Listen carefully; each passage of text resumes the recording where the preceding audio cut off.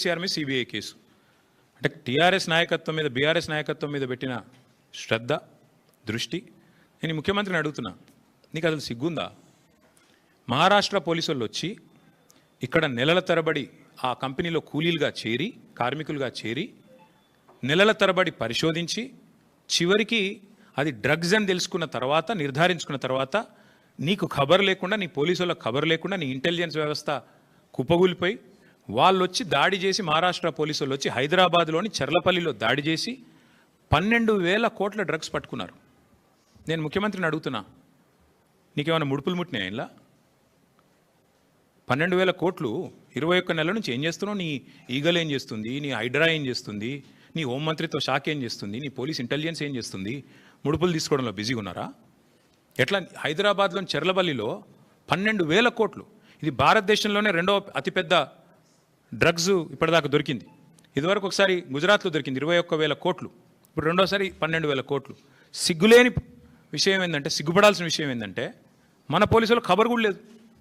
మహారాష్ట్ర పోలీసుడు వచ్చి దాడి చేసేదాకా మన పోలీసులకు ఖబర్ కూడా లేదు.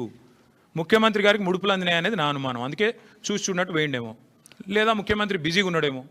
ఏది ఎవడు రీట్వీట్ అవుతుండు వాళ్ళ మీద కేసు పెట్టుర్రి, ఎవడు పోస్ట్ పెడుతుండే వాళ్ళని అర్జెంట్ లోపలేయండి, లేదా గణేష్ కాడ పోయి కొద్దిగా స్టెంట్ కొట్టినట్టు చేద్దాం, అక్కడ కేసీఆర్ పాటలు బాగా పెడుతురు, పోలీసు వాళ్ళు డీజే బాక్సులు గుంజుకోవాలి, యాంప్లిఫైర్లు గుంజుకోవాలి. గదే పని ఏమన్నది ఇవాళ పోలీసులకు రాష్ట్రంలో పని. పాపం పోలీసుల బండ్లలో డీజిల్ దిక్కులేదు. మేము మమ్మల్ని అరెస్ట్ చేస్తుంటే హరీష్ రావు గారు అడిగినారు, ఏమైనా నీకు టీఏ వచ్చిందని అడిగారు. పాపం ఆయన నవ్వుతుండు పోలీసు ఆయన. డిఏ వచ్చినాదా, టీఏ వచ్చినాదా, మీ బండ్లలో డీజిల్ అని వస్తున్నాదా అంటే చెప్పలేకపోతున్నారు. పోలీసు వాళ్ళు నవ్వుతున్నారు. అట్లాంటి పరిస్థితి ఉన్నది వాళ్ళు. అందుకే ఈ రాష్ట్ర హోంమంత్రికే ముడుపులు అందినట్టుగా నాకైతే అనుమానం ఉంది.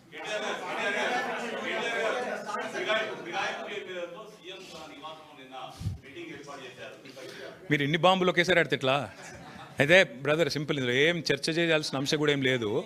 వాస్తవం ఏంటంటే already the PCC president has turned approver. PCC president తన నేర ఆరోపణను అభియోగాన్ని ఒప్పుకున్నాడు ఆల్రెడీ బహిరంగంగా. ఓ టీవీ చర్చలో పీసీసీ ప్రెసిడెంట్ గారిని అడిగినారు, ఏమండి ఎమ్మెల్యేలు చేరినారు అంటే, అవును చేరినారు మా కాంగ్రెస్ పార్టీలో అని చెప్పిండు.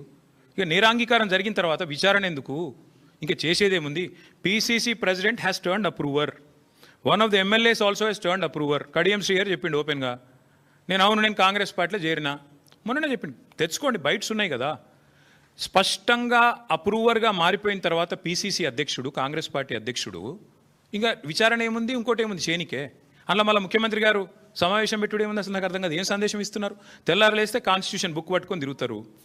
ఇక్కడ మీ పీసీసీ ప్రెసిడెంట్ అప్రూవర్ అయిపోయిండు, మీ ఫిరాయించిన ఎమ్మెల్యేలు అప్రూవర్లు అయిపోయినరు. కొత్తగా ఏముంది? పరిశోధించి విచారించి సాధించేది ఏం లేదు కదా. ఐ థింక్ ఇక విల్ స్టాప్ హియర్. ఇక మిగతా విషయాలు 100 ఉన్నాయి, మళ్ళీ మాట్లాడుకుందాం. కాకపోతే ఈ మూసీ కుంభకోణం దయచేసి అది చూడండి కొద్దిగా. మీరు రేపు రాస్తారో రాయరో మరి ఎవరేందో కూడా ప్రజలు చూస్తారు. ఎవరు రాస్తారో ఎవరు రాయరో కూడా ప్రజలు చూస్తారు.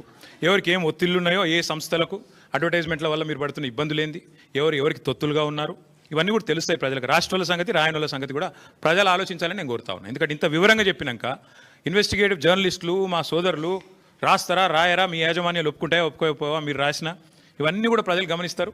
ఎవరు ఎటువైపు ఉన్నారో కూడా ప్రజలు చూస్తారు. Thank you.